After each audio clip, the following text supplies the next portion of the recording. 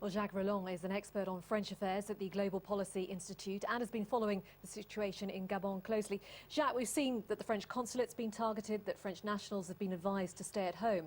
I know that France has something like 1,000 soldiers based in Gabon. Is there any chance that they might actually be used in this situation?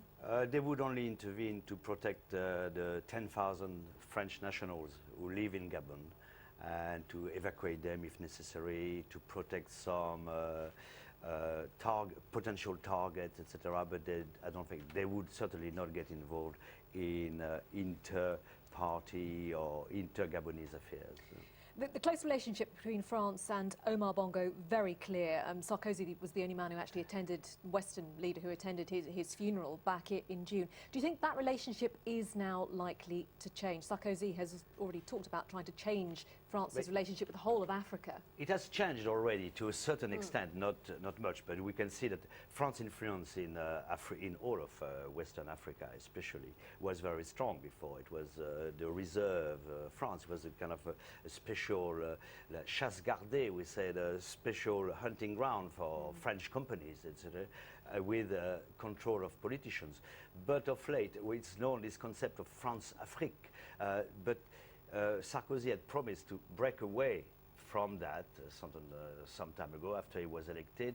But he has, in a certain respect, but not that much. The thing that France is now more distant and has less influence in these countries than it used to have 5 years ago, especially less commercial influence. Now we see the Chinese, for example, control all mining, all the wood industry, all the road building. There's still some French firms there, such as Total, especially for oil. Well, given the fact that France is competing with the likes of China, is it surely not one to enhance its influence over areas like Gabon, where it's had so much influence in the past? For example, how do you think the relationship with Bongo Jr. is going to play out? But the relationship with Bongo Jr. should be reasonable. He's always been seen as a man of France, like Omar Bongo had been handpicked by the French to control Gabon. But in the meanwhile, he also developed other ties with American groups, with China, etc. But the thing about Omar Bongo, his ability, what Omar Bongo achieved is preserve the stability of the country by buying out all his opponents. You see the country like Gabon, it's only 1.5 million people, but has 100 MPs, 100 senators, 50 ministers, all belonging to the various ethnic groups which constitute Gabon. So the art of Bongo was to preserve the stability in the country by buying out almost everyone, because they're huge, he has colossal wealth, and was able to buy out opponents by giving them position, even bad intellectual opponents. And we think that someone like Ali Ben Bongo will be able to do that, especially when you consider that he was the best friend of Pierre Mba Obame, his ex-interior minister, who is the opposition candidate now.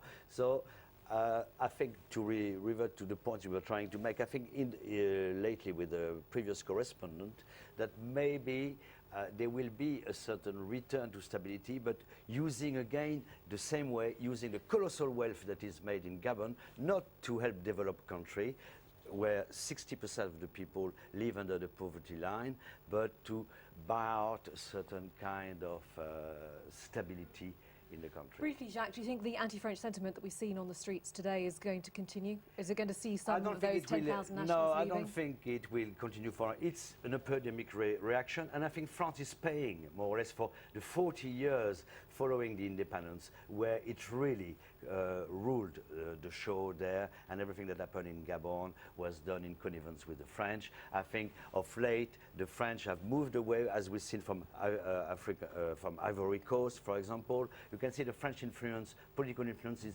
diminishing.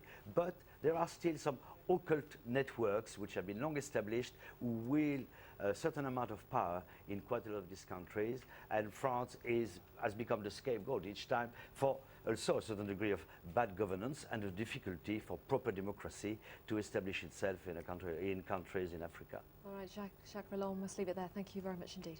Pleasure.